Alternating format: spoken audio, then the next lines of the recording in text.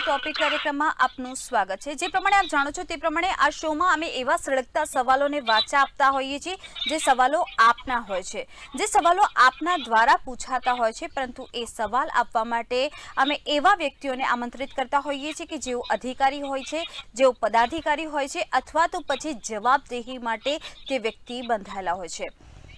હવે જ્યારે વર્ષ 2022માં વિધાનસભાના ઇલેક્શન આવવાના છે ત્યારે બધા જ રાજકીય પક્ષોએ કમર કસી લીધી છે। આ કમર કસવાની સાથે સાથે પોલિટિક્સ અને પાવરની અહીં વાત થઈ રહી છે કે પાવર પોલિટિક્સ કેટલું કારગત અહીં નીવડતું હોય છે। આ પાવર પોલિટિક્સમાં કઈ એવી જ્ઞાતિ છે કે જે વિકાસ ઉપર ભારે પડી રહી છે? બિલકુલ, કઈ એવી જ્ઞાતિ છે જે વિકાસ પર ભારે પડી રહી છે? ગુજરાતના રાજકારણમાં જો જોવા જઈએ ને ઓવરઓલ તો પાટીદારોનું પ્રભુત્વ સૌથી વધારે છે। વિધાનસભાની 33 બેઠકો પર પાટીદાર મતદારો નિર્ણાયક સાબિત થઈ રહ્યા છે। લોકસભાની પણ વાત કરીશ, રાજ્યસભાની પણ વાત કરીશ, ઓવરઓલ બધી જ વાત કરવામાં આવશે। એના જ માટે આજનો સબ્જેક્ટ છે પાવર માટે પાટીદાર।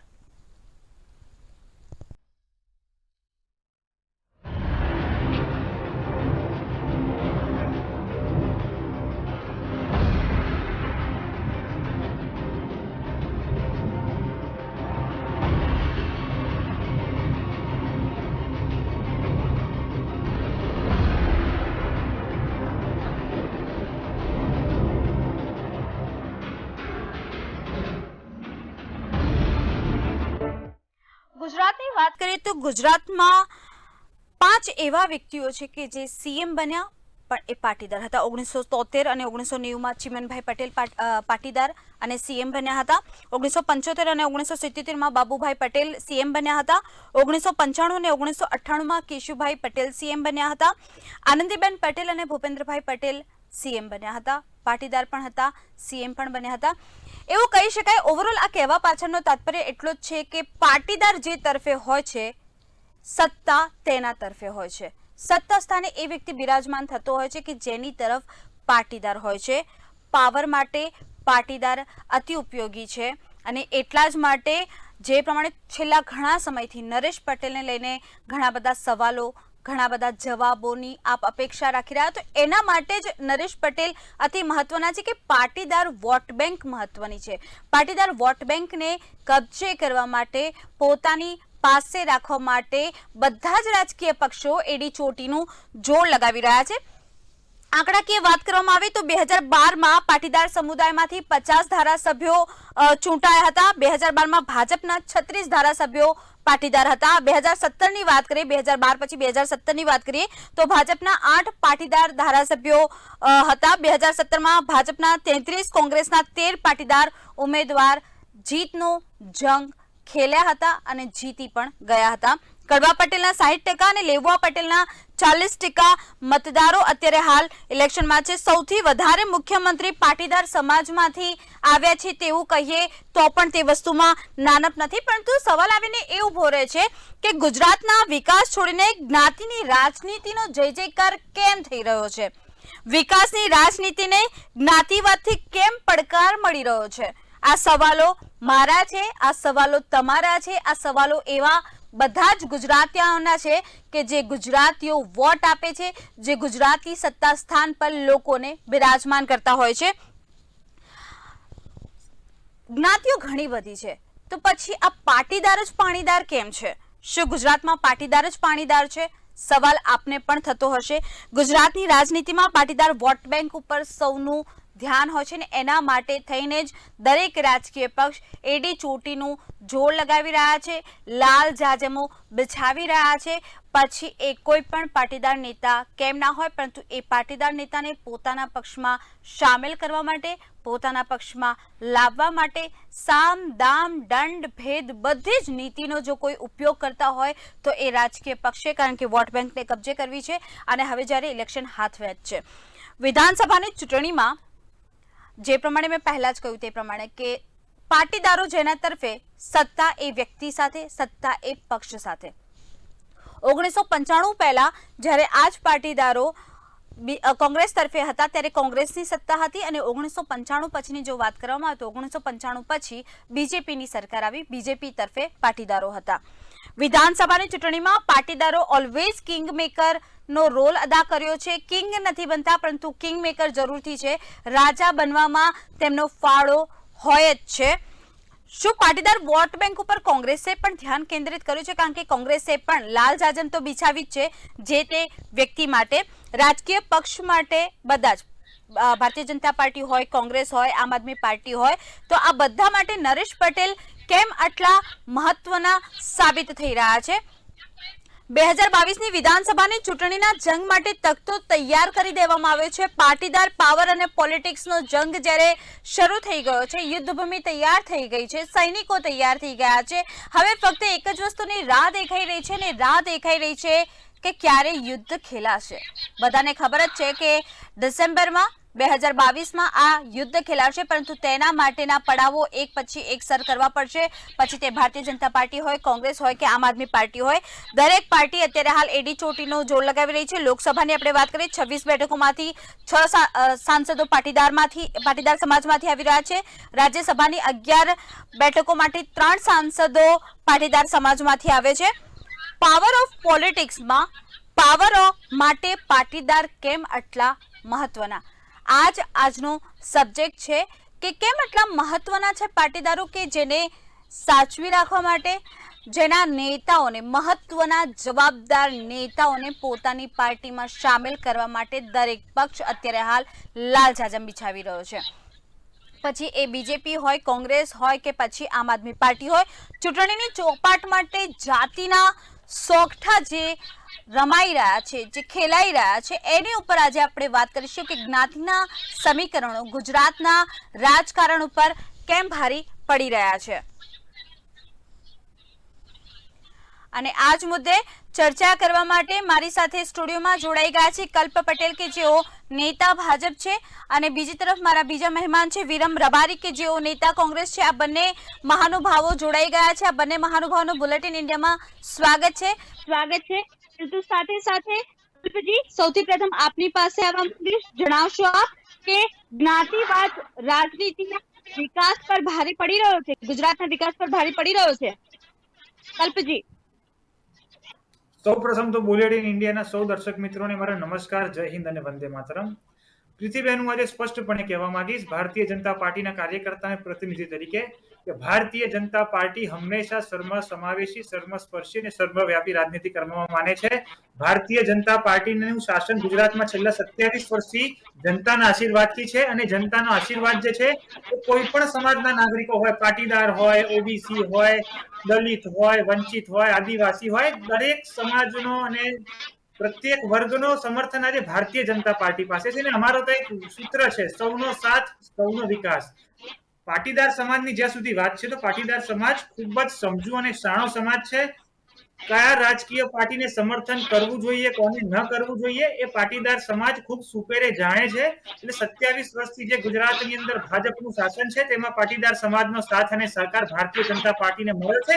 એમને વિશ્વાસ છે કે 2022ની ચૂંટણીમાં પાટીદાર સમાજની સાથે સાથે ગુજરાતમાં રહેતો પ્રત્યેક સમાજ ભારતીય જનતા પાર્ટીને ફરી એક વખત સમર્થન કરશે, પ્રચંડ જનાદેશ આપશે અને ગુજરાતની જનતાની સેવા કરવા માટે ફરી એક વખત અમને પૂર્ણ બહુમત સાથે, પ્રચંડ જનાદેશ સાથે, ઇતિહાસમાં ક્યારે નહીં આવી હોય એ પ્રકારની બહુમતી સાથે ભાજપને ફરી એકવાર સત્તાનું સુકાન સોંપશે. એટલે ભારતીય જનતા પાર્ટી ક્યારેક જ્ઞાતિવાદી રાજનીતિમાં નથી પડતી. અમારા માટે તમામ નાગરિકો સમાન છે. સમજો કે એ ફક્ત પાટીદાર નહીં પરંતુ સર્વનો સાથ, સર્વના વિકાસ સાથે આગળ વધે છે. વિરમજી. જી, માફ કરશો, મને એવું લાગ્યું કે કલ્પભાઈ હજુ ચાલુ છે, એમની વાત આગળ વધારી રહ્યા છે એમના નેતાઓની જેમ. બહુ સારી વાત કરી એમને, અને એક બીજા સમાજને મૂર્ખ સમજતા ભારતીય જનતા પાર્ટીના પ્રવક્તાએ અહીંયા સાબિત કરી દીધું. એટલે સીધી જ એક વાત કરી કે પાટીદાર સમાજની જ્યાં સુધી વાત છે તો પાટીદાર સમાજ ખૂબ જ સમજદાર અને હોશિયાર સમાજ છે. એમને ખબર પડે છે કે કયા પક્ષ સાથે રહેવાય, જ્યાં સત્તા. એટલે કલ્પભાઈ, બીજા સમાજો કઈ મૂર્ખ નથી. પાટીદાર સમાજ શિક્ષિત છે. તમે જે કહેવા માંગો છો, હું આપની વચ્ચે કલ્પભાઈ નહીં, આવી રીતે નહીં થાય, આવી રીતે નહીં, આવી રીતે વાત નહીં થાય, આવી રીતે ડિબેટ નહીં થાય, આવી રીતે ડિબેટ નહીં થાય. કલ્પભાઈ, હું તમારી વચ્ચે નથી બોલ્યો, સાંભળે ને તમને. હવે તમે સાંભળો, ગુજરાતની જનતાને મૂર્ખ સમજીને વાતનું ખોટું અર્થઘટન ન કરશો. મેં તમારા મનને આશીર્વાદ આપે છે. પ્રીતિ, આવી રીતે મને નહીં ફાવે, આવી રીતે નહીં ફાવે, આવી રીતે નહીં. બોલી લો. આપણે એક એક કરીને વાત કરીશું. વિરમજી, ભાઈ શ્રી, આપણા આ ડિબેટ નું ડેકોરમ જળવાય એવી આપણે વાત કરી છે. સમાજ જે જોઈ રહ્યો છે એમને પણ આ મેસેજ જવો જોઈએ, એમને સમજાવવું જોઈએ કે શું કહેવા માંગે છે. પણ તમે સ્પષ્ટ કહ્યું કે પાટીદાર સમાજ અને સમજુ અને સમજદાર છે, એટલે બીજા સમાજોને મૂર્ખ આપણે ન સમજવા જોઈએ. બીજા સમાજને આડકતરી રીતે મૂર્ખ કહેવા એ ભારતીય જનતા પાર્ટીનું પહેલેથી સૂત્ર રહ્યું છે. લોકોને મૂર્ખ બનાવી અને સત્તાના ઉચ્ચ સ્થાને બેસાડી લોકોને હથેળીમાં ચાંદ બતાવી, આ બધી જ પ્રક્રિયા જે છે ભારતીય જનતા સંપૂર્ણપણે આપણે એમનો ભૂતકાળ પણ જાણીએ છીએ. સત્તા આંચકી લેવી, કઈ રીતે સામ દામ દંડ ભેદની નીતિ અપનાવી, જે પ્રીતિબેન તમે શરૂઆતમાં કહ્યું કે દરેક રાજકીય પક્ષો સામ દામ દંડ ભેદની નીતિ અપનાવતા હોય છે, તો એ શક્ય વાત નથી. કેમ નથી? કે ભારતીય જનતા પાર્ટી જ્યારથી સત્તામાં આવી છે ત્યારથી આ સામ દામ દંડ ભેદની નીતિ અપનાવતી આવી છે.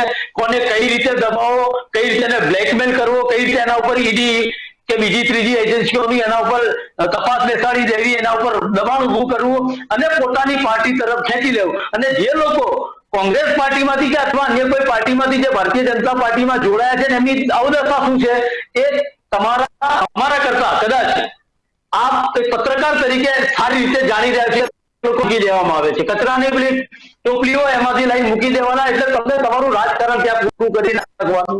તમારા સમાજ સેવાના બીજા ઘણા માધ્યમો છે. જો તમે સમાજ સેવા કરવા માટે ભારતીય જનતા પાર્ટીમાં જોડાતા હો છો સત્તામાં બેઠેલી પાર્ટી સાથે, તો એ માત્ર ને માત્ર બહાના હોય છે. હવે આપણે જે વાત મુદ્દાની જે કરી રહ્યા છે, સમાજ કયા સમાજની વાત છે, દરેક સમાજને મુખ્ય પ્રવાહમાં જે અનામતનો જે વિરોધ, જે લોકો અનામતના નામે જે લડાઈ લડી અને લોકોને એકબીજા ઉપર કોમી વૈમનસ્ય ઉભું થાય એવું કૃત્ય ભારતીય જનતા પાર્ટીએ કર્યું. જ્યારે કોંગ્રેસ એ સમજતી હતી કે જે લોકો અશિક્ષિત છે, પાટીદાર સમાજ જાગૃત હતો અને શરૂઆતથી એને શિક્ષિત સમાજ હતો, એટલે એને હું જે એમની કાર્યશૈલી હતી, આજે ભૂતકાળમાં પ્રીતિબેન આપણે ભણ્યા છીએ તો આપણે કદાચ હું માનું છું 90% આપણા શિક્ષકો પાટીદાર સમાજમાંથી આવતા, એટલે ભણેલો ગણેલો શિક્ષિત સમાજ હતો.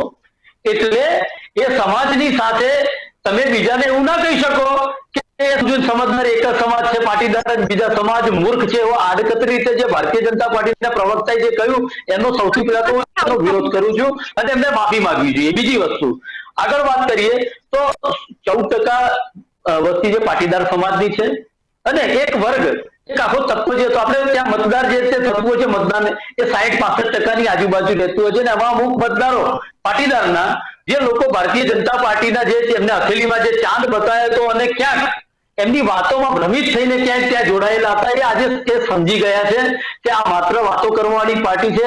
આજે લોકોના ઘરના બજેટો ખોરવાઈ ગયા છે, લોકોના પેટ્રોલ જે 70 રૂપિયા કોંગ્રેસના શાસન યુપીએ શાસનમાં મળતું હતું આજે 100 રૂપિયા થઈ ગયું છે, જે ગેસનો બાટલો 350-400 રૂપિયા મળતો હતો આજે 1000 રૂપિયા પહોંચી ગયો છે.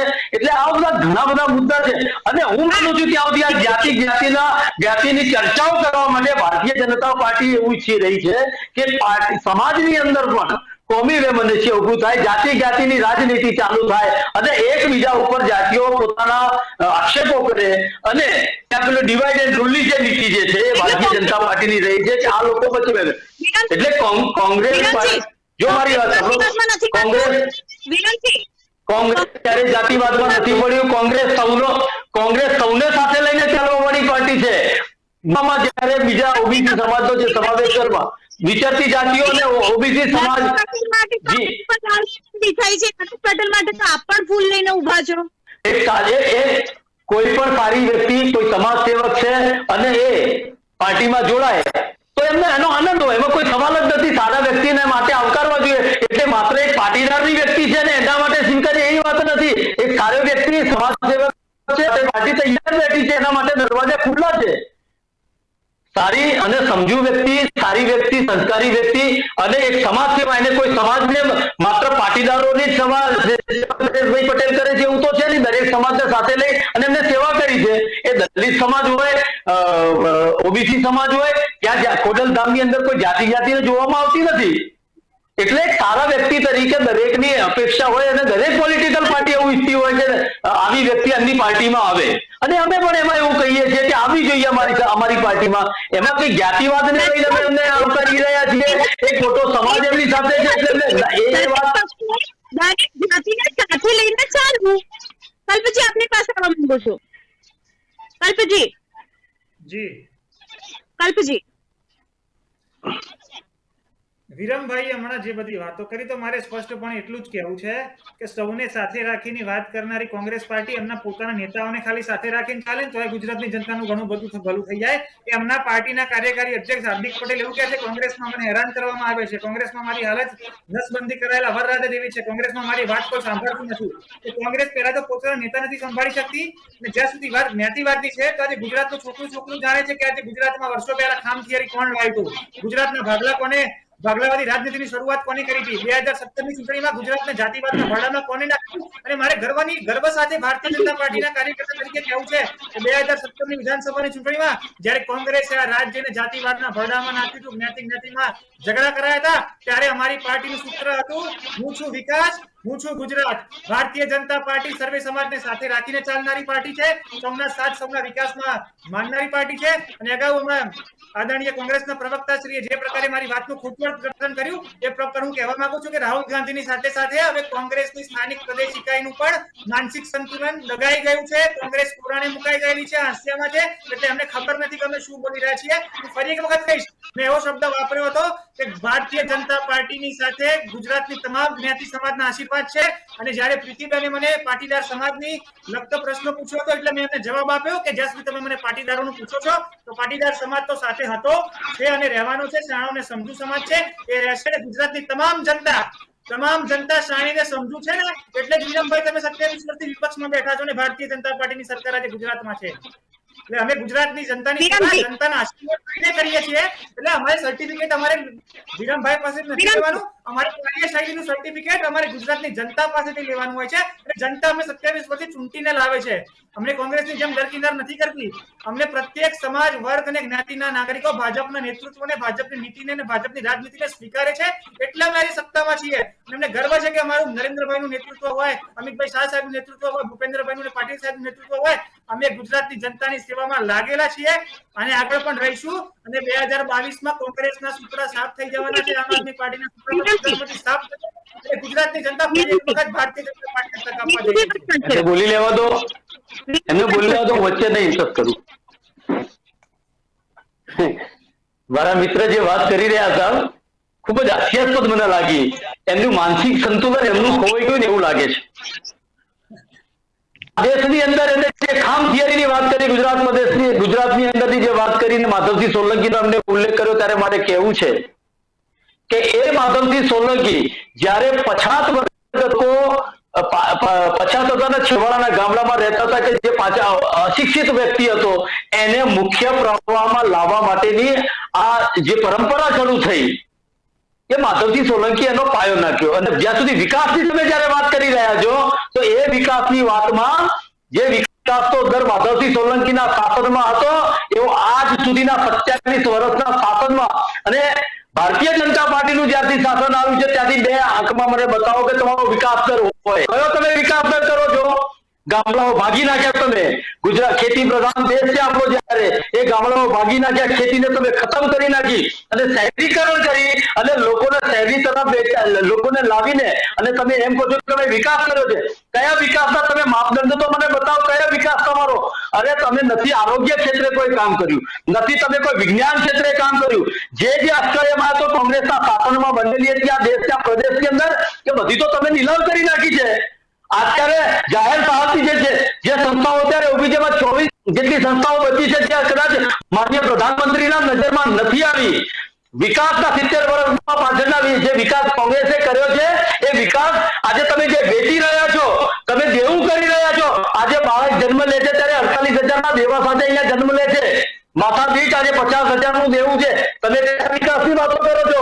તમે માધવસિંહ સોલંકીના એક ખામ થિયરીને તમે જે બદનામ કરવા માટેની જે વાત કરી રહ્યા છો, કલ્પભાઈ મને ખાલી બતાવો તો ખરા કે 27 વર્ષના શાસનમાં તમે વિકાસના વિકાસ દરનો 2 આંકડામાં તમે પહોંચાડ્યું હોય, એક બતાવો વર્ષ તમે જે વિકાસ દર કર્યો હોય. ખાલી માત્ર લોકોના પૈસા આપી પોસ્ટપેડ તમારા પેલા સમાચાર બનાવવા, હેડિંગો બતાવવા, આ તમારી રાજનીતિ છે. લોકોને ભ્રમિત કરવા માટેની, લોકોને સમાજને અંદરો અંદર ઝઘડા કરાવવાની અને પોતે શાસન કરવાનું. મૂળ તો કેલાઓ તો અંગ્રેજોના છે. આ લોકો અંગ્રેજોની ગુલામી કરતા હતા જે વખતે, અંગ્રેજો સાથે મળીને દેશની સાથે ગદ્દારી કરતા હતા એ લોકો હવે સત્તાના સૂત્રો જ્યારથી હાથમાં સંભાળે છે એટલે સત્તા કઈ રીતે ટકાવી રાખવી, સત્તાના ઉચ્ચ સ્થાને કઈ રીતે બેસવું, એટલે બે સમાજોમાં ભાગલા પડો અને રાજકારણની આ નીતિ અપનાવી છે તમે. આમાં વિકાસ તમે કર્યો છે. લોકોને કોમી વેમણે છે પહેલા બી લોકોની અંદર ઝઘડાવાનો આ ધંધા કરીને તમે એને વિકાસ કરો છો. આ દેશની અંદર એક એવું સાહસ બતાવો કે જે તમે કર્યું બતાવ્યું હોય. આ દેશની જનતા શિક્ષણનો પાયો તમે 5 થી 6 હજાર શાળાઓ પાછલા વર્ષમાં બંધ કરી નાખી છે. 17,000 ઓરડાઓ નથી તમારી પાસે. તમારી પાસે 700 શાળાઓ, 700 ઓરડાઓ, એક શિક્ષક તમારી પાસે છે. કયો વિકાસ તમે કરો છો? અને પાછા શરમને નેડે મૂકીને આ ભારતીય જનતા પાર્ટીમાં ગુજરાત સરકારના કેબિનેટ મિનિસ્ટર શિક્ષણ મંત્રી એવું કે છે કે ભણવું હોય તો ભણો, નહીતર જથારો બીજા રાજ્યમાં. આ તમારી બોલી, આ તમારા વિચારો છે. એટલે માત્ર ને માત્ર લોકોને મૂર્ખ બનાવવાનું બંધ કરો. હવે આ દેશની જનતાને, આ પ્રદેશની જનતા જાણી રહી છે પ્રીતિબેન કે આ લોકોને ભ્રમિત કર્યા સિવાય, કોમી વેમનસ્ય ફેલાવવા સિવાયના કોઈ વિકાસના કાર્યો કર્યા નથી. માત્ર ને માત્ર કોમી એકાદશા દોડવાના વિકાસ કર્યા છે આ લોકોએ. કલ્પજી, ઘણા બધા આક્ષેપો ભારતીય જનતા પાર્ટી પર કરવામાં આવ્યા, શાસક પક્ષ પર ઘણા બધા આક્ષેપો કરવામાં આવ્યા. શું છે જવાબ? પ્રીતિબેન, આ પ્રકારના આક્ષેપો આજે વિરમભાઈ નથી કરતા. છેલ્લા 27 વર્ષથી કોંગ્રેસના નેતાઓ ભારતીય જનતા પાર્ટી પર કરે છે. નેતાઓ ભાજપના સિનિયર નેતાઓને બદનામ કરે છે. પણ બતાવો ને ખાનગી શિક્ષણથી સાથે નહીં, પાછળના 27 વર્ષથી તમે કોનો આક્ષેપો કરો? 27 વર્ષ પહેલા તો બધું હતું. 27 વર્ષ પહેલા તો મારા ભાઈ બધું હતું. હવે બધું વેચી માર્યું છે. શિક્ષણનો વેપાર જે ચાલુ એટલો તમે માંગ્યો છે. તમારા જેના ઉપર તમે ગર્વ લો છો ને, તમે જેના ઉપર ગર્વ લો છો ને એમને ગોધરા કાંડ કરાયું હતું. જેના ઉપર તમે ગર્વ લો છો તમારા પ્રદેશમાં 108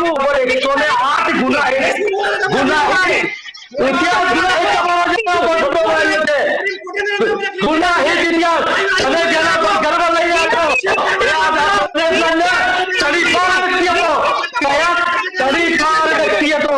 લોકોને મૂર્ખ બનાવવાની ધંધા બંધ કરો. મારવાની વાત ના કરતા, કોંગ્રેસને ડરાવવાની વાત ના કરતા. વિરમજી પર્સનલ આક્ષેપ કોંગ્રેસને ડરાવવાની કોઈ વાત કરતા નહીં. કોઈ ડરાવવાની વાત નહીં કરવાની. ડરવાવાળા નથી. માફી માંગવાવાળા સત્યભાઈ ડરવાનો નથી. માફી માંગવાવાળાને નથી. કલ્પભાઈ, તમે બીજા સમાજને મૂર્ખ સમજો છો. તમે તમારી માનસિકતા ખતી કરી દીધી. આપણે મુદ્દા પર સ્ટીક રહીશું. વિરમજી, આપણે મુદ્દા પર સ્ટીક રહીશું. ડિબેટનો ડેકોરમ જાળવીશું, નહીં તો હું આ બંનેને મ્યુટ કરી દઈશ. કોઈ પણ વ્યક્તિ વિશેષ પર બિલકુલ ટિપ્પણી કરવામાં નહીં આવે. કલ્પજી, આપ બોલશો. ડિબેટનો ડેકોરમ જાળવીને બોલીશું. કોઈ પણ વ્યક્તિની કલ્પજી, વિરમજી, કોઈ પણ વ્યક્તિની પ્રતિષ્ઠાને હાનિ થાય તેવા શબ્દ બિલકુલ ઉચ્ચારીશું નહીં. કલ્પજી.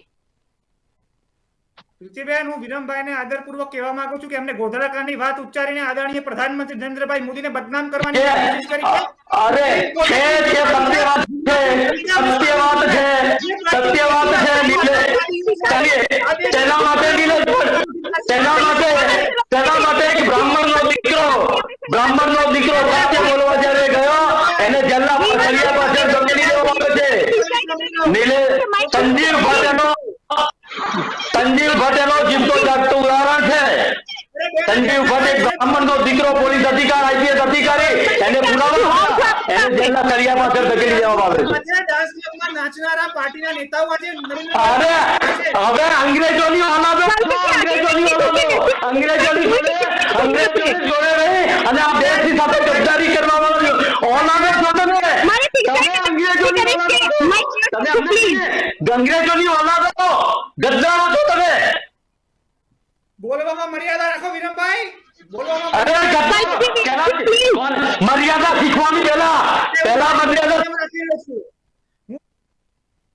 વિરમજી, કલ્પજી, આપણે વ્યક્તિ વિશેષની પ્રતિષ્ઠાને બિલકુલ હાનિ ન પહોંચે તેવા શબ્દ પ્રયોગ કરીશું. ડિબેટની ડેકોરમ જળવાવી જોઈએ. જે પ્રકારના શબ્દ પ્રયોગ થઈ રહ્યા છે એ શાંતિ અને સુલેહને ભંગ કરે તેવા છે. Viramji please, કલ્પજી please. આપણે શાના માટે ભેગા થયા છે? જ્ઞાતિવાદ ઉપર ભેગા થયા છે. કલ્પજી, કલ્પજી. હા પ્રીતિબેન, હું એ જ કહું છું, હું એક પણ શબ્દ મારા તરફથી એક પણ મેં ખરાબ શબ્દનું ઉચ્ચારણ નથી કર્યું, પણ વિરમભાઈ જ્યારે ડિબેટને ભટકાવીને ગોધરાકાંડ તરફ લઈ જાય છે ત્યારે મારે જવાબ આપવો પડે. તો હવે હું આજના મુદ્દા પર પાછો આવું છું. ગુજરાતનો વિકાસ, જ્ઞાતિવાદ. જ્યાં સુધી ભાજપની વાત છે ને બેન, 2014માં જ્યારે નરેન્દ્રભાઈ ગુજરાતના મુખ્યમંત્રી હતા અને એમને પ્રધાનમંત્રીના દાવેદાર ભારતીય જનતા પાર્ટીએ બનાવ્યા. 2014ની લોકસભા ચૂંટણી પહેલા દેશના પોલિટિકલ પંડિતો શું કહેતા કે આ દેશના જ્ઞાતિના સમીકરણો જોતા, જાતિગત સમીકરણો જોતા, સામાજિક સમીકરણો જોતા એવું પણ વિકાસની રાજનીતિ પર જ્ઞાતિનો ભારે પડી રહ્યો છે. કલ્પજી, માની રહ્યા છો આપ? ભારતીય જનતા પાર્ટી માટે વિકાસની રાજનીતિ સર્વોપરી છે, રાષ્ટ્રવાદની રાજનીતિ સર્વોપરી છે. અમે દરેક તો નરેશ પટેલ કેમ આટલા મહત્વના છે? તો નરેશ પટેલ કેમ આટલા મહત્વના છે? કોઈ પણ જ્યાં સુધી નરેશભાઈ પટેલની વાત છે, તો નરેશભાઈ પટેલે આજે મીડિયા સમક્ષ એમને ખુદે સ્ટેટમેન્ટ આપ્યું છે કે જ્યારે સમય આવશે ત્યારે હું જણાવીશ. એટલે આપણા કરતા નરેશભાઈ પટેલ જે સ્ટેટમેન્ટ આપે છે વધારે મહત્વનું હોય છે. એટલે હું અત્યારે જે કહું કે કોંગ્રેસ પાર્ટીના નેતા કોઈ કહે, પણ નરેશભાઈ પટેલે આજે દરેક ગુજરાતના મીડિયાને સ્પષ્ટપણે કહ્યું છે કે અમારી હજી કોઈ એવી પોલિટિકલ ચર્ચા થઈ નથી. હું જો રાજનીતિમાં જોડાવાનો હોઈશ તો પોલિટિકલ ચર્ચા એનાથી તોરણ બાંધે કોંગ્રેસને પહોંચવા માટે પહોંચી છે બીજેપી, એવી વાત થઈ આજ છે. કલ્પજી, અવાજ કપાય છે બેન. તોરણ બાંધે કોંગ્રેસ અને પંપમાં પહોંચી જાય બીજેપી, એવો ઘાટ ઘડાયો નરેશ પટેલ માટે. અવાજ કપાય છે બેન, મને સંભળાતું નથી. શું કહો છો? હું એમ કહી રહી છું કે આજનો જે કાર્યક્રમ ઘડાયો હતો એમાં સી.આર. પાટીલ અને નરેશ પટેલ એક જ મંચ ઉપર હતા. તોરણ બાંધ્યા કોંગ્રેસે અને સી.આર. પાટીલ અને નરેશ પટેલ એક મંચ ઉપર બેઠા. મારો કહેવાનો મતલબ આટલો હતો. નરેશભાઈ પટેલ સામાજિક આગેવાન છે, તેઓને નિમંત્રણ મળ્યું હશે એટલે તેઓ ત્યાં ગયા હશે. અને સી.આર. પાટીલ સાહેબ ભાજપના પ્રદેશ અધ્યક્ષ છે અને તેમને પણ નિમંત્રણ મળ્યું હશે કાર્યક્રમમાં જવાનું, એટલે તે ગયા હશે. અને તેમને સ્પષ્ટ કહ્યું છે કે આજે અમે કોઈ રાજનીતિક ચર્ચા કરી જ નથી, અમે સામાજિક ચર્ચા જ કરી છે. અને જ્યાં સુધી રાજકીયની વાત છે, રાજકીય એમના નિર્ણયની, તો નરેશભાઈ પટેલ જે પ્રકારે એક ખુદ જવાબ આપે એનાથી સારો જવાબ કોઈ ના આપી શકે. પણ એમ તો જયરાજસિંહ પરમાર પણ કહેતા હતા કે આ ફક્ત શુભેચ્છા મુલાકાતથી પાછળથી ખબર પડે કે જયરાજસિંહ પરમાર બીજેપીમાં જોડાઈ ગયા. મેં આગળ પણ કહ્યું કે કોંગ્રેસ પોતાના નેતાઓને સાચવવામાં અસમર્થ છે, તેમની અંદરની જૂથ. પણ ભારતીય જનતા પાર્ટી એ જ કોંગ્રેસના નેતાઓને લઈ રહી છે. જ્યાં સુધી ભાજપની વાત છે બેન, તો અમારું શીર્ષ મોવડી મંડળ કોઈને પણ પાર્ટીમાં લેવું કે ના લેવું એનો નિર્ણય અમારું શીર્ષ મોવડી મંડળ કરતું હોય છે. નરેન્દ્રભાઈની વિચારધારા, અમારી વિકાસની રાષ્ટ્રવાદની વિચારધારાને લઈને કોઈને જો ભારતીય જનતા પાર્ટીમાં પ્રવેશ કરવો હોય તો અમારું શીર્ષસ્થ એ વિશે વિચારતું હોય છે અને નિર્ણય કરતું હોય છે. અને કોને લેવું જોઈએ, કોને ન લેવું જોઈએ એનો નિર્ણય અમારું સિનિયર નેતૃત્વ કરતું હોય છે. વિરમજી, હું આગળ વાત વધારું એ પહેલા કલ્પભાઈને મારી એક સવાલ છે કે તમારું શીર્ષ નેતૃત્વ જે નિર્ણય લેતું હોય છે, તો શીર્ષ નેતૃત્વમાં તો સી.આર. પાટીલ સાહેબે પહેલા એવું કહ્યું હતું કે કોઈ પણ કોંગ્રેસીને લેવામાં નહીં આવે પાર્ટીમાં. કહ્યું હતું કે નહીં? ખાલી જવાબ આપશો કલ્પભાઈ. એટલે તમારા પ્રદેશ અધ્યક્ષ છે. અમે કોંગ્રેસનો કોઈ ધારાસભ્ય કહ્યું હતું ધારાસભ્ય કે કોઈને જ લેવાય. ઓકે કલ્પભાઈ, એ વાત તો સાચી ને કે અમે કહેલું? હેલો વિરમભાઈ, તમારો અવાજ કપાઈને આવે છે. વિરમભાઈનો અવાજ કપાઈને આવે છે. આપના માધ્યમથી તમને અવાજ આવી જશે.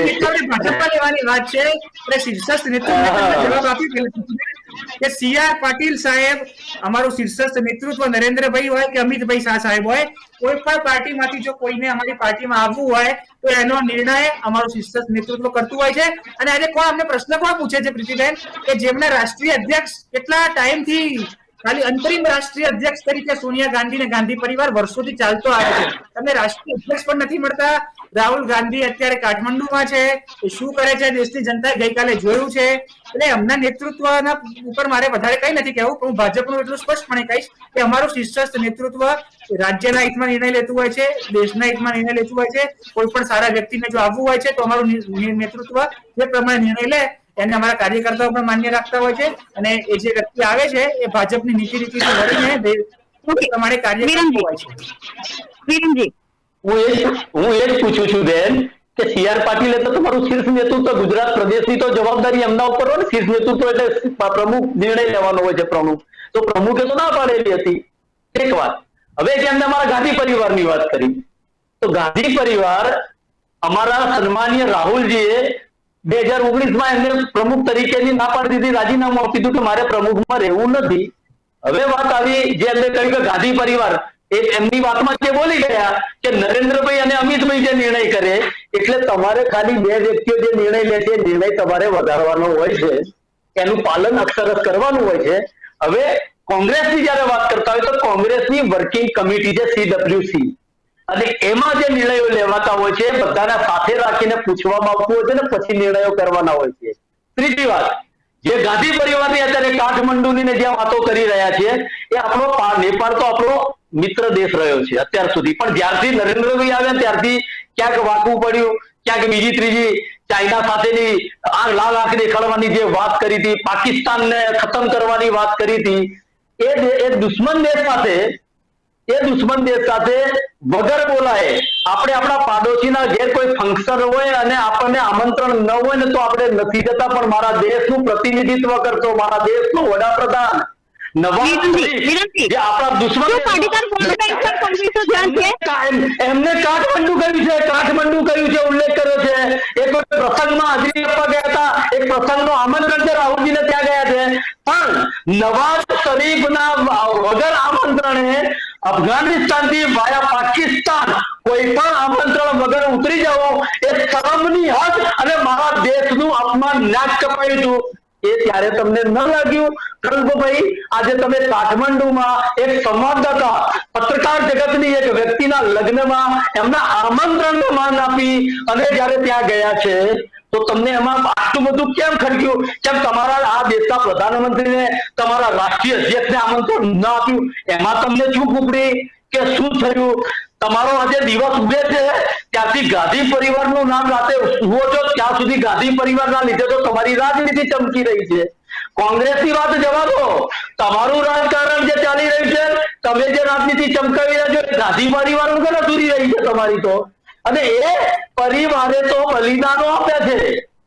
એમને રાજીવ ગાંધી અમે ખોયા છે, આતંકવાદને લઈ અમે અમારા ઇન્દિરા ગાંધી ખોયા છે, અને જેને વિકાસનો પર્યાય એ રાજીવ ગાંધી જેમને કોમ્પ્યુટર આ દેશને આપ્યું, 21મી સદીની આધુનિક યુગની શરૂઆત જેને કરી, એ વખતે તમારા ભારતીય જનતા પાર્ટી વાળા ગાડામાં બેસીને સંસદ સભાનો ઘેરાવ કર્યો તો આ ભારતીય જનતા પાર્ટીને મોઢે મરી ગયા.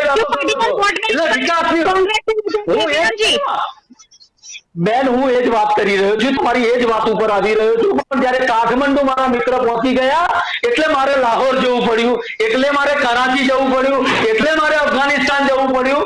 હવે તમારી વાત જે આપણી ચર્ચા થઈ રહી છે એની વાત કરું. મેં એમને સવાલ કર્યો કે તમે જો જ્ઞાતિ જાતિમાં નામથી મત નથી માંગતા તો તેના માટે એવો માહોલ આજે દેશમાં ઉભો કરવામાં આવ્યો છે. તમે કેમ વિકાસની વાત નથી કરતા કે અમે આ વિકાસ કર્યો એના માટે અમને મત આપો? તમે કેમ નથી કહેતા કે અમે 450 રૂપિયાની ગેસનો બાટલો મેં 1000 રૂપિયા કરી નાખ્યો છે એ વિકાસના નામે મત આપો? તમે આજે એમ કેમ નથી કહેતા કે અમે કોંગ્રેસના શાસનમાં 70 રૂપિયા $142 પ્રતિ બેરલે ક્રૂડ ઓઇલ હતું ત્યારે 70 રૂપિયા કોંગ્રેસે આલેલું હતું, અમે તમને આજે 110 રૂપિયા પેટ્રોલ આપી રહ્યા છીએ. તેમાં વિકાસની વાત નથી કરતા. તમે નથી કહેતા કે આ પ્રદેશની અંદર સરકારી શાળાઓ બંધ કરી નાખી અને અમે શિક્ષણનો વેપાર કરીને આતંકો ખોલી લીધો એ વિકાસ છે કેમ એના નામે તમે નથી માંગતા? તેના તમે હનુમાન ચાલીસા પડવા જતા રહો છો, કલમા જતા રહો છો, કબર ઉપર જતા રહો છો, કબ્રસ્તાન ઉપર જતા રહો છો. વિકાસની જો વાત કરતા હો, વિકાસના વાત આપની વાત આ જવાબ આપો મને. કલ્પજી. જી પ્રીતિબેન, ભારતીય જનતા પાર્ટીની સરકારે 27 વર્ષમાં શું કર્યું અને શું ન કર્યું એ નક્કી કરવાનો અધિકાર ગુજરાતની જનતાને છે. જો અમે કામ નથી કરતા તો જનતા અમને ઉખાડી એને હું કોણ કામ કરીએ તો સાંભળી લો. નહીં, સાંભળી લો. એક મિનિટ મારી વાત સાંભળો. સાંભળી લો. હું કોણ છું? હું આ ગુજરાતનો દેશનો નાગરિક નથી. હું વિરમભાઈ વાત પહેલા તો દેશનો નાગરિક છું. આ દેશનો હું નાગરિક છું. આ દેશનો હું નાગરિક છું. 99 સીટો હતી અને એ 78 સીટો અમને પણ મળેલી છે. પ્રીતિબેન, આપણે લોકશાહીમાં છીએ અને લોકશાહીમાં જનતાના સમર્થનનું પ્રમાણ એ જનતા જે ચૂંટણીના પરિણામો આપે છે ને એ હોય છે. 27 વર્ષથી અમે અનેક વિકાસના કાર્યો કર્યા છે અને કોંગ્રેસ પાર્ટી જ્યાં વિકાસ પણ ગણાવો બતાવો તો ખરા એમ કહું છું. ગણાવો વિકાસ નહીં નામ તો બતાવો. ભારતીય જનતા પાર્ટીની સરકાર એટલે છે કે અમે 18,000 ગામમાં 24 કલાક વીજળી પહોંચાડી છે. ભારતીય જનતા પાર્ટીની સરકાર બતાવો. ગુજરાતમાં એટલે છે કે અમે રાજ્યને કરફ્યુ મુક્ત બનાવ્યું છે. ગુજરાતની અંદર ભારતીય જનતા પાર્ટીની સરકાર એટલે છે કે ગુજરાત દેશમાં રોજગારી આપવામાં નંબર 1 છે. ગુજરાતની અંદર ભારતીય જનતા પાર્ટીની સરકાર એટલે છે 22 લાખ રોજગારો છે. 22 લાખ રોજગાર છે. 22 લાખ રોજગાર છે. 22 લાખ બેરોજગાર છે. 22 લાખ બેરોજગાર છે. આખો બીજો બતાવો ને. આ રીતે ચર્ચા ન થાય. અમે કોંગ્રેસી છીએ. અમે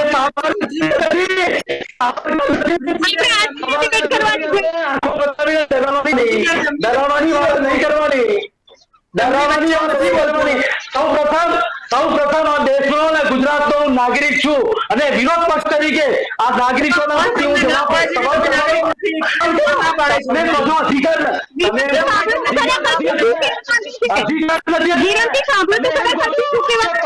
જવાબ શિક્ષિત સમજીદાર છે. બીજા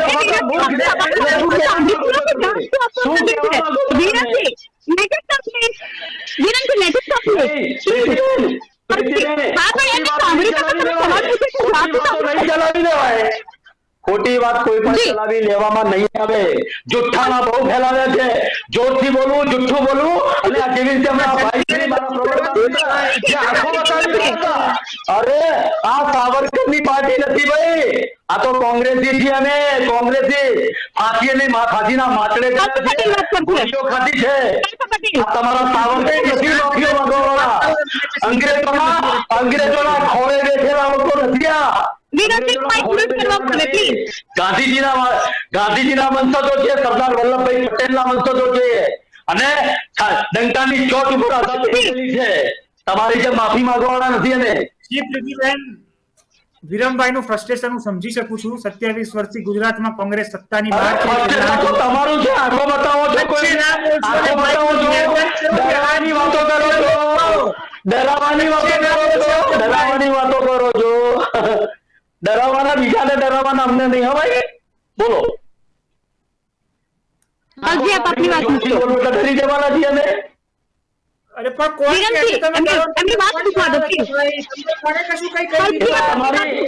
તમારી માનસિકતા છતી કરી દીધી. તમે માનસિકતા છતી કરી દીધી. ખાલી પાટીદાર સમાજ સમજો અને સમજદાર ભારતીય જનતા પાર્ટી અને બીજા સમાજો મૂર્ખ છે. આવું તો કહી દીધું તમે. આ રિવાઇન્ડ કરીને બતાવું. પ્રીતિબેન હું તમને વિનંતી કરીશ કે શરૂઆતનું સ્ટેટમેન્ટ શું કહ્યું છે એમને બતાવો. બીજા સમાજો મૂર્ખ છે. તમે કોઈને કહેશો નહીં. ડરાવવાની વાત ન કરશો. સાવરકરના પેલા વંશજો તો તમે અમે ડરપોક નથી ભાઈ. હા બોલો. કલ્પજી વાત કરશે. કલ્પજી. વિરમભાઈ, તમને કોઈએ કશું નથી કહ્યું. તમે આ દેશના નાગરિક નથી એવું પણ તમને કોઈ નથી કહ્યું. તમે જાતે બધી બંધ બેસતું પોતાની જાત પર લઈ રહ્યા છો અને તમે ફ્રસ્ટ્રેશન કરી રહ્યા છો. બરાબર છે. તમારી વાત સાંભળી તો એક મિનિટ રોકી. તમે એક મિનિટ રોકી. તમે એવું બોલ્યા કે તમને થોડું અમારે આપવાનું જો સર્ટિફિકેટ છે. આ દેશના નાગરિક તરીકે આ પ્રદેશને વિરોધ પક્ષના નાતે મારો અધિકાર છે. તમે એવું કઈ રીતે કહી શકો છો? એવી કઈ રીતે કહી શકો તમને મારે જવાબ આપવાના? એટલે આ રીતે કોઈ ચર્ચા કરવાનો કોઈ મતલબ જ નથી. વિરામભાઈને જો મારી વાત સાંભળવાની જ ના હોય તો પછી ચર્ચા કરવાનો કોઈ મતલબ જ નથી ને.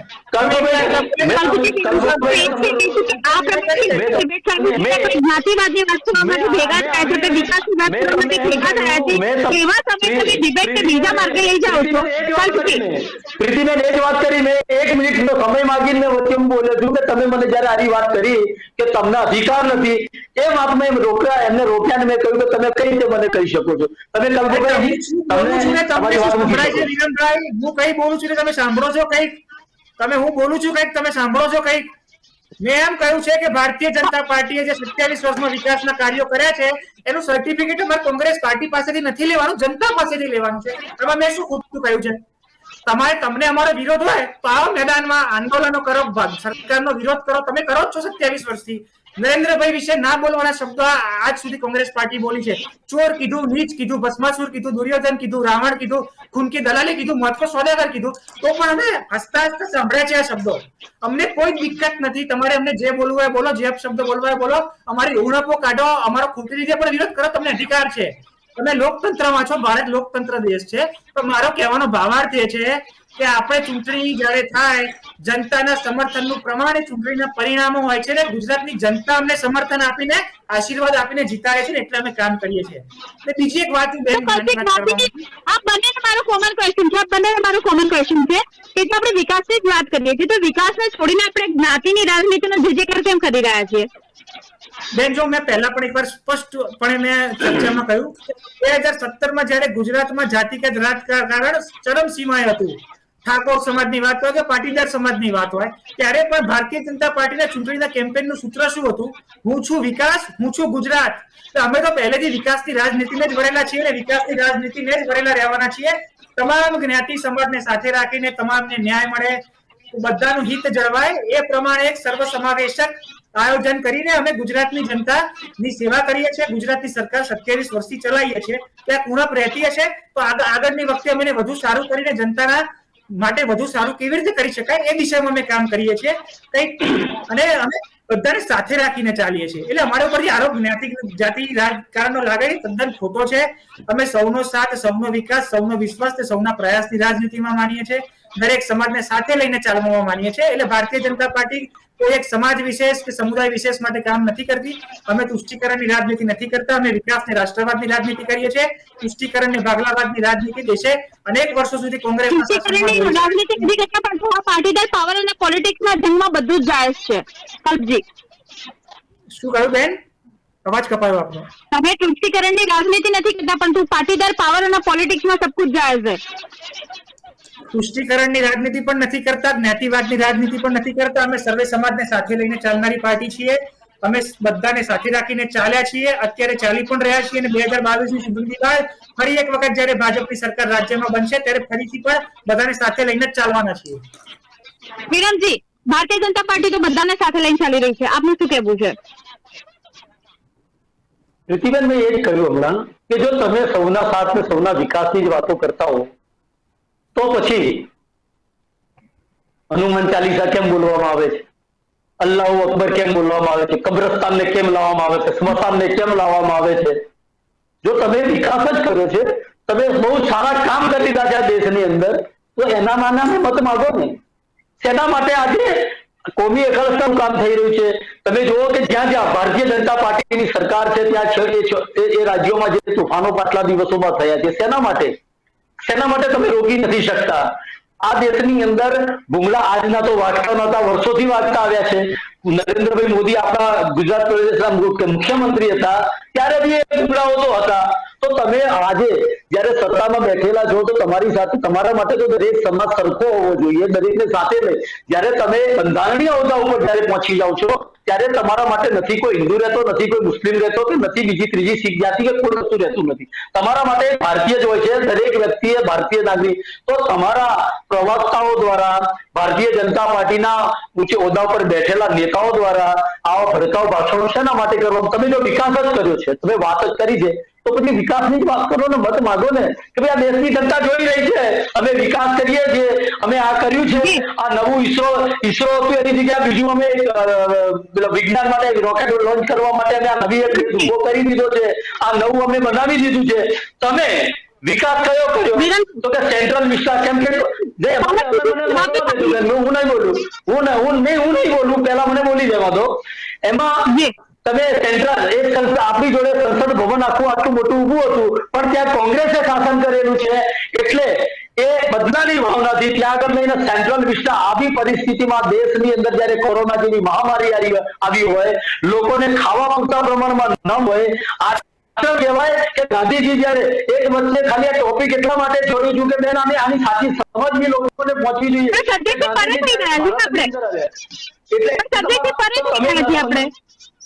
એમને 15 લાખના સૂટ પહેરવા, સેન્ટ્રલ વિસ્ટા જેવું બનાવવું, 26 લાખ કરોડ રૂપિયા તમારે એસઆઈ માંથી ઉઘરાવી લેવા, અને આ દેશની અંદર 53 લાખ કરોડ રૂપિયાનું જે દેવું હતું એનાથી આજે 1 લાખ કરોડ ઉપરનું દેવું આપણા દેશની ઉપર જયારે થઈ જતું હોય, અને તમે એમ કહો છો વિકાસ કર્યો છે, તમે બેંકોની લોન કયો વિકાસ?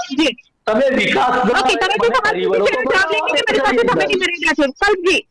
વસ્તુનું ખાનગીકરણ કરી નાખવામાં આવે દીધું છે. આ દેશમાં ઉભું કરેલું આ દેશ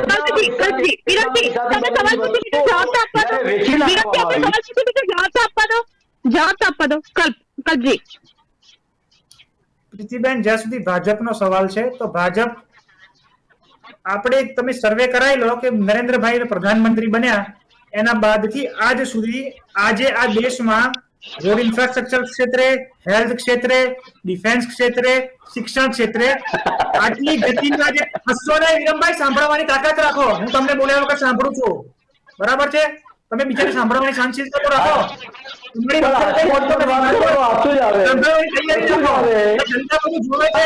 એટલે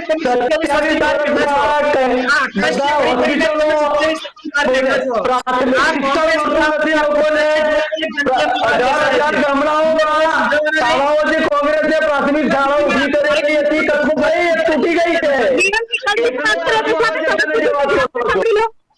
વિરમજી જવાબ તો સાંભળી લો. જવાબ સાંભળી લો પ્લીઝ. નથી ભાઈ, આ લાઈવ ડિબેટ ચાલે છે કોંગ્રેસમાં. બોલો કલ્પભાઈ, તમારું જુઠ્ઠાનું ચલાવો એટલે મહાકાંડ સાંભળી નથી શકતા. જુઠ્ઠાનું બોલો તમારો જુઠ્ઠાનો ચલાવો. ચલો સાંભળીએ. વાત કરશે. વિરાટજી સવાલ પૂછ્યું છે, જવાબ તો સાંભળી છો. ગુજરાતની જનતા જોઈ રહી છે, કોંગ્રેસના પ્રવક્તાશ્રીનું વર્તન પણ જોઈ રહી છે, એમનું હઠાસ્ય પણ જોઈ રહી છે, એટલે જ 27 વર્ષથી કોંગ્રેસે સત્તામાં બહાર બેસવું પડી છે. જ્યાં સુધી વાત વિકાસની છે તો 2014 થી આજ સુધી દેશના ઇતિહાસનું તમે સર્વે કઢાવી લો. રોડ ઇન્ફ્રાસ્ટ્રક્ચરની વાત હોય, હોસ્પિટલની વાત હોય, શિક્ષા ક્ષેત્રની વાત હોય, ડિફેન્સની વાત હોય, આ 8 વર્ષમાં જેટલી ઝડપથી કાર્ય થયું છે ને, તમારા 50 વર્ષમાં પણ એટલી સ્પીડથી કામ નથી થયું. હમણાં વાત કરતા હતા કોમી એકાલસ્તાની, વિકાસની, તો મને બધા ભારતીયોને સમાન માનીએ છે એવું આજે કોંગ્રેસના પ્રવક્તા કહેતા હતા. તો મને હા કે નામાં જવાબ આપે કોંગ્રેસના પ્રવક્તા. શું રાહુલ ગાંધીએ હિન્દુ આતંકવાદ શબ્દનો પ્રયોગ કર્યો હતો કે નતો કર્યો? શું રાહુલ ગાંધી આ રામને કાલ્પનિક કોંગ્રેસ પાર્ટીએ કહ્યા હતા કે નતા કહ્યા? હા કે નામાં જવાબ આપો મને. શું કોંગ્રેસ પાર્ટી હિન્દુ આતંકવાદ શબ્દ યુઝ કર્યો તો કે નતો કર્યો? વિરમભાઈ આ કે નામાં જવાબ આપો. જ્યારે જો આ વિકાસની વાત છે ને, તો વિકાસ માટે અમે કટિબદ્ધ છીએ, ભાજપની સરકાર. પણ દેશની એકતા ખંડિત દેશના બહુસંખ્યક સમાજ માટે તમે આંગળી ઊંચી કરશો ને એમનું અપમાન કરશો, તુષ્ટિકરણની રાજનીતિ કરશો ને, તો ભાજપ હંમેશા ઊભું થતું હતું, આગળ પણ ઊભું થશે. જ્યાં સુધી આ મસ્જિદ ને લાઉડ સ્પીકર ની વાત લઈને આવે, આ વાત છે અરે હાઈકોર્ટ નો ચુકાદો છે, એને તો માનો ભાઈ. હાઈકોર્ટ ના ચુકાદાને માનવાની વાત છે, બીજી કોઈ ચર્ચા નહીં, વાત નથી. એટલે ભાજપ એટલે વિકાસ, ભાજપ એટલે વિશ્વાસ, ભાજપ એટલે રાષ્ટ્રવાદ, ભાજપ એટલે આતંકવાદીઓને મુંહ તોડ જવાબ, ભાજપ એટલે ખાલિસ્તાનીઓમાં ફફડાટ, ભાજપ એટલે રાહુલ ગાંધીમાં ફફડાટ, ભાજપ એટલે કોંગ્રેસમાં ફફડાટ.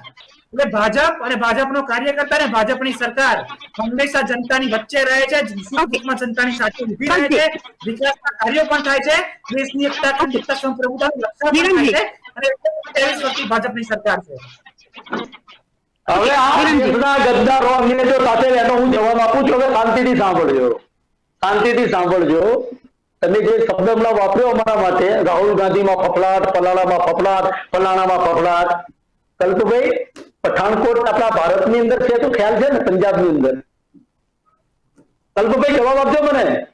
મને બધું ખ્યાલ છે ને આ દેશની જનતાને ખ્યાલ છે કે તમારા શાસનમાં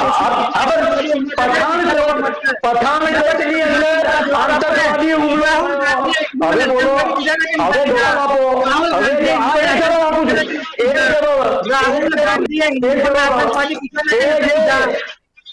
સન્માનીય રાહુલજી બોલો, તમને શરમ આવી જોઈએ.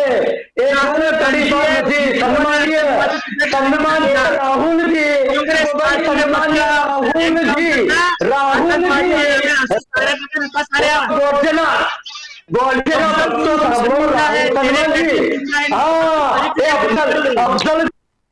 फांसी आपी थी.